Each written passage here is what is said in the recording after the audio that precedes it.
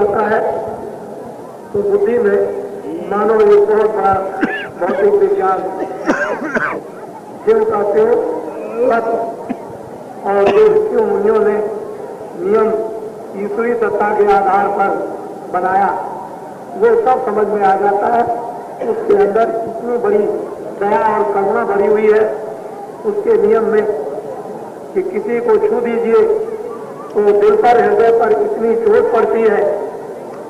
ये वो ज्ञानी महापुरुष अथवा वो भक्त जिनके हृदय में ये शक्ति का उतार होता है वही इसको समझ पाते हैं।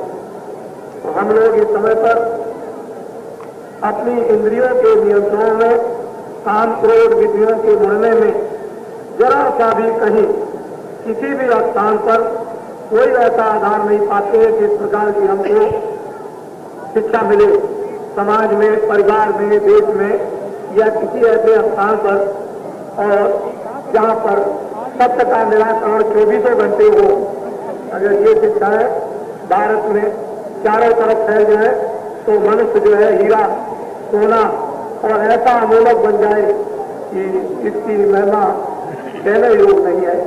ये वही इंसान आदमी है जिस इंसान और आदमी में मोहम्मद आए, आज उनकी पूजा है। जिस इंसान और आदमी में कृष्ण भगवान आए उनकी पूजा है। जिसमें राम आए उनकी पूजा, मीरा और कबीर आए उनकी पूजा, वेद और साधु आए उनकी पूजा। समय समय पर सतयुग त्रेता द्वापर में ये वही मानो अमूलक दिया हुआ उन्होंने उसमें रहकर के काम किया, हम लोगों ने उस काम नहीं किया। तो अब कुछ प्यार अपने अपने घरों में रहकर ईमानदारी, जो भी काम करते हो उसमें ईमानदारी, मेहनत, उस मेहनत की हक और हलाल खून पसीने की कमाई पर यदि हमारा ध्यान रहेगा तो हमारी संतान हम बहुत अच्छे और नेक, सदाचारी, सत्यवादी और त्यागी बनेंगे, धर्मात्मा और योग आत्मा भी हो जाएंगे। और उस योग आत्मा होने पर ही परमात्मा का दर्शन होता है।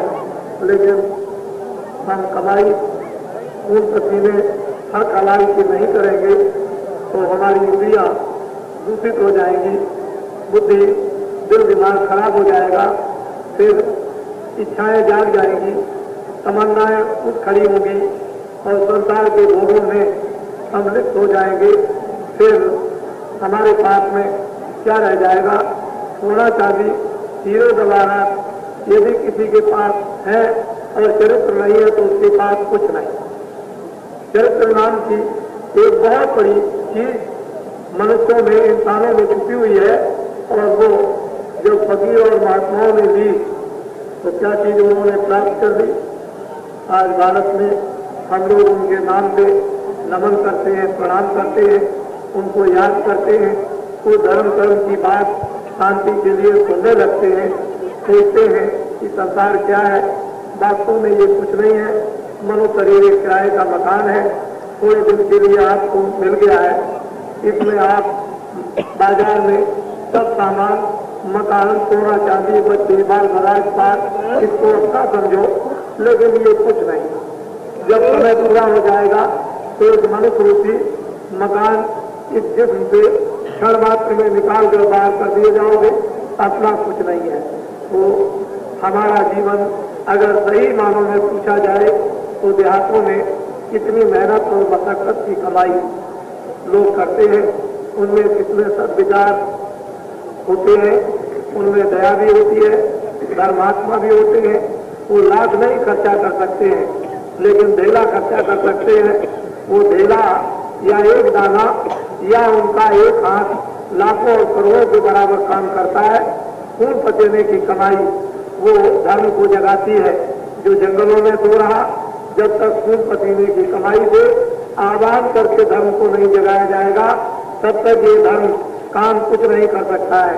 जब जब समय आया तो उन महापुरुषों ने, उन महान आत्माओं ने हमेशा आह्वान करके इनसे, इनके द्वारा खड़ा कर दिया और धर्म को जगाकर प्रवेश कर दिया। धर्म की स्थापना, कर्म की स्थापना सत्य की स्थापना, प्रेम की स्थापना, दया की स्थापना और साथ ही साथ में मानव की स्थापना, आध्यात्मिक स्थापना बहुत दिनों तक, सदियों तक लोग उनके चिन्हों पर चलते रहे, आराम और आनंद उठाते रहे। फिर जब कभी नए नए मनुष्य इंसान पैदा हुए, फिर रास्ता भूल गए, जब खराब समय आ गया, मनुष्य बर्बाद हो गए, इंसान खराब हो गए, बद हो गए, बुरे काम करने लगे, कुकर्म करने लगे, कोई फिर आ गया और फिर उसने समय के अनुकूल एक आवाज लगाई, लोगों को रास्ता दिखाया और प्रेम दिया और सत्य बताया, अंदर में जीवात्मा को और उस शक्ति को जगाया जिसके साथ जीवात्मा को जोड़ा। लोगों ने उस शक्ति को प्राप्त किया, उनको मुक्ति भी मिली, उनको मोक्ष भी मिली और उन्होंने मरने से पहले ये सब कुछ देखा। इसलिए हम आप सभी लोगों से अनुरोध और प्रार्थना करते हैं कि कुछ बाहर की बातों को थोड़ा समझने की कोशिश करें। शराब मत, साड़ी मत पिए, मांस मछली अंडा मत खाएं, ये सब दूषित चीजें शरीर को बर्बाद, बुद्धि को भ्रष्ट, मन को चलायमान, इंद्रियां चलायमान, आंख खराब हो जाएगी, कान खराब हो जाएंगे, जिब्या खराब हो जाएगी, आपका रोम रोम और जर्रा जर्रा आपका गंदा और दूषित हो जाएगा। तो बतलाओ किस अंग से आप प्रभु का चिंतन, देवी देवता का चिंतन, सूरज चांद का चिंतन या अन्न, आप जल वायु अग्नि का कैसे चिंतन कर सकते हैं जब आपके औजार ही गंदे हो गए, रोम रोम ही आपका गंदा हो गया। तो आप इन दूषित वस्तुओं का आहार करना आप त्याग दें, शुद्ध सात्विक आहार, जिससे कि बीमारी भी जाए। ये जो भारत में बीमारियां फैली वो यही कारण है कि 30 वर्षों के पहले न इतने अस्पताल, न इतने डॉक्टर, न इतनी दवाएं, न इतनी बीमारियां, न इतने मर्ज, और अब इतने मर्ज, इतने अस्पताल, इतनी दवाइयां, इतने फैक्ट्रियां और इतने ये जिसका कोई इंतजार नहीं और बीमारी जाने की कोई बात नहीं, सिवाय बीमारी चारों तरफ से चली आ रही। लाइलाज सारे इंसान, सारे मनुष्य हो गए, लेकिन अभी तक लोगों ने ये पता नहीं लगाया कि ये बीमारियां तरह तरह की भिन्न भिन्न की, जिसका नाम भी नहीं सुना था, ये कहां से आने लगी। इस तरह की घटनाओं में ये मनुष्य अपने आहारों में चारों तरफ से इंद्रियों के सुख के लिए फंस गया और बीमारी को उससे बुलाया। हमारे देश में लोग सात्विक आहार करते थे, अनाज है, फल है, दूध है, घी है, मक्खन है, हृष्ट पुष्ट रहते थे। 30 साल के पहले इतनी बीमारियां नहीं थी और बड़े ताकतवर आदमी थे। अब तो लोगों में ताकत क्या है ये तो आप समझते हो। ताकत तो सिर्फ झूठ बोलने या कुदृष्टि से देखने या बुरे शब्दों को सुनने में या धोखाधड़ी करने में, इसमें ताकत को आपने खर्च कर दिया। परिणाम उसका ये हो गया कि हम बिगड़े, बच्चे बिगड़े, स्त्री बिगड़ी, माँ बाप बिगड़े, घर का, देश का, समाज, मोहल्ले का, गांव ये बिगड़ गए, सारा राष्ट्र इस तरह का ये हो गया।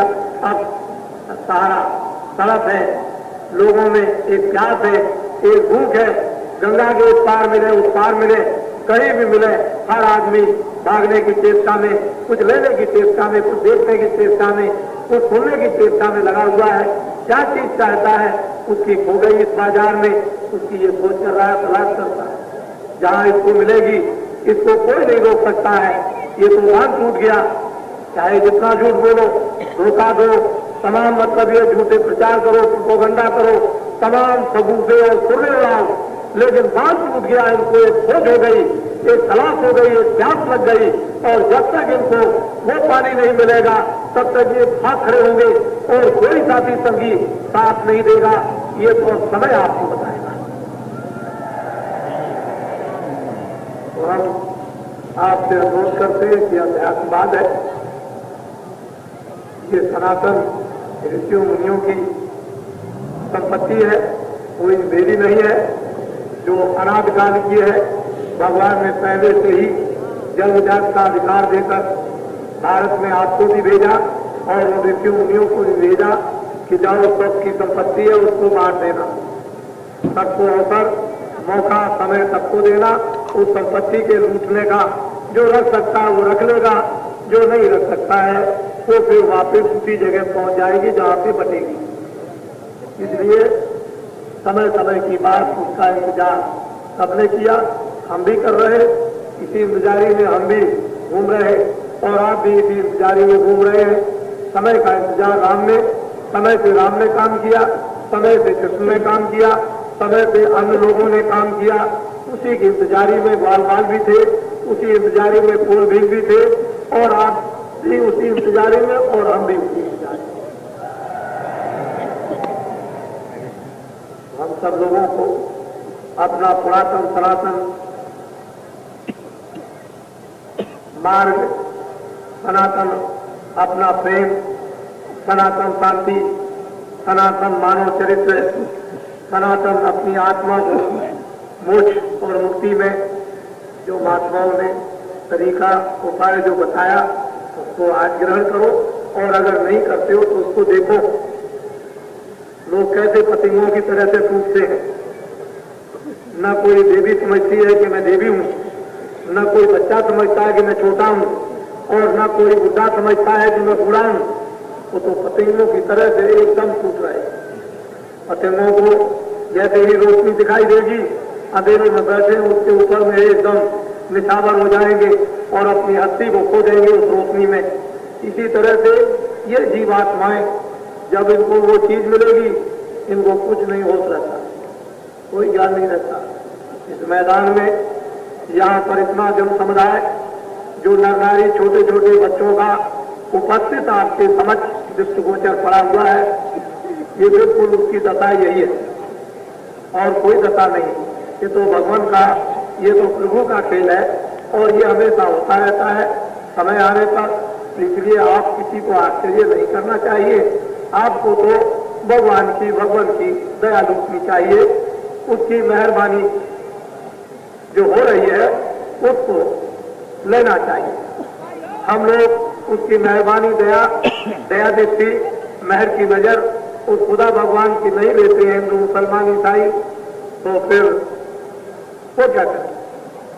वो तो आपको हकूक और अधिकार है, तो आप भी कम से कम अपने अधिकारों हकूकों से काम ले और जिस आलात और जिस आनंद के लिए ये जिस्म आपको मिला है उसको लेकर के जाए। खाली हाथ मत जाए, खाली आप आए हो कुछ लेकर नहीं आए, कम से कम ऐसा बर्तन भर लो कि भरा हुआ तो चला जाए, लेकिन